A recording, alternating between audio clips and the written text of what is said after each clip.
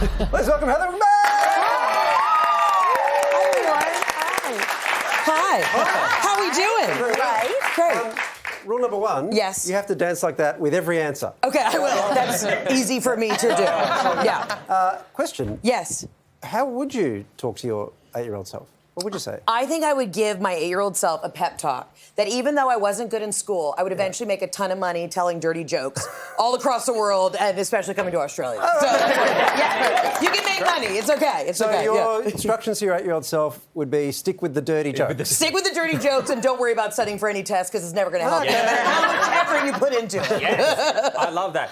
Now, so this tour is called the Comeback Tour, right? Yes. But your first tour was called the Farewell Tour? Sure was. Is that correct? Mm-hmm. So did you think there wouldn't be another one? Is that what happened? Well, I didn't know, but I also, Elton John's went on the Farewell Tour for like the last 70 years, and he always sells out arenas, so I just thought if we went out, with the bang, like it may be the last one, and sure enough, we sold out the tour, so that worked. Great. It was a good marketing ploy.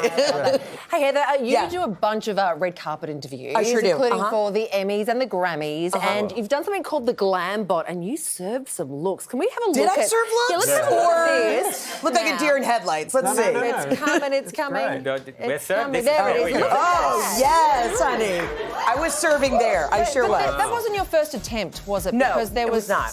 this one as well. Oh, look at that. Okay, but here's the thing. I didn't know that when you do the Glam Bot, you're supposed to keep your mouth closed because it looks like I have no teeth in that. You still look baby. Yeah. Oh, thank you. Thank you. But here's the question I have about that. So everyone thinks, you nailed the second one, but you didn't nail the first. But you're a comedian, and that first one, pretty funny. Yes. Yeah. So what's actually the better one for you? I mean, obviously the one where I look like I'm completely toothless. But, the red carpet stuff is so wild because, I'm a comedian, right? So I'm just trying to have a laugh with everybody. But actors come out and musicians are so weird and they're so serious. And you're just like, I just want to know who's getting the drunkest after the show. Let's be honest. So I'm just actually sitting here hoping my 8-year-old wasn't listening to your advice. I'm sorry. I'm so sorry. And if you bring your children to my show, you're a horrible parent. Yeah. All right. I'll just buy some tickets there. Now, I love, speaking of our kids, I love the way that your comedy goes to dark places, having been through fertility treatment myself. But that sometimes making fun of it is the only way to get through. Yeah. Tell us a little bit about that experience and how you try and sort of cope with things.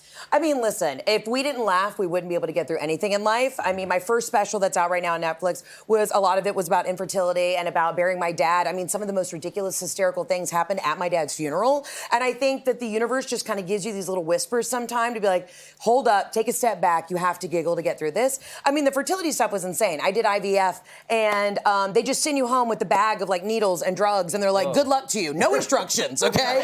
I'm not a scientist, all right? I'm a comedian. And I messed it up 3 times because I didn't read the directions right. So that cost me a lot of money. That's why I'm in Australia doing comedy. But it's wild. It's just wild. Like that, they just send you home with drugs and they're like, good luck. Try and figure out how to make a baby. Yeah, I couldn't believe I could get through airport security with a whole bag of syringes. Absolutely. Yeah. I mean, it is really wild. So listen, I always talk in comedy through my point of view, my perspective. Life is hard. So if anything, if you come to a show, I want to take you out of whatever you're going through in your life for 90 minutes, laugh at me, and then, we'll have a good time. All right, now it is Valentine's Day. You brought your husband to Australia. How are you celebrating? Well, we didn't know today was Valentine's Day. We both forgot. And I'm not even kidding you. We were at lunch and everybody had flowers. And my husband was like, I think this city's like really into like florals. Like everybody here, they have botanical gardens. And then we realized it was Valentine's Day. But he got a pass because technically it's not Valentine's Day yet in the States, so we're going to celebrate tomorrow because we're a day behind. You know what's great about that? Flowers will be a lot cheaper They tomorrow. will. Yeah. Very wilted. Now, we're almost out of time, but this was something I wanted to... Apparently, your husband bought his golf clubs. He sure did. I want to kill him. Yeah. Right, okay. I want to kill him. Okay, now, did you have a bet going with him about golf, I believe? I said I used to play golf growing up, and then I had to stop because I was touring and too busy making money. So then I said, if I beat him in a tournament this year, he has to give up golf for 1 year. But then I realized it's not really a year. I'll only make him give it up for a month. And then it'll be 3 days because he'll be insufferable to live with. Yeah. Hence the golf club. You've got back. Do you think you can beat it? I think I can beat him. With we have enough friends in the PGA that I think can help me. God. Yeah. They want to see me win. The United States wants to see me win, and hopefully Australia, you've got my back too. I think I just saw Sam fall in love with you just a little bit. Heather's show, the Comeback Tour, is heading around the country. Ticket details are on our website. Would you please thank the wonderful McMahan?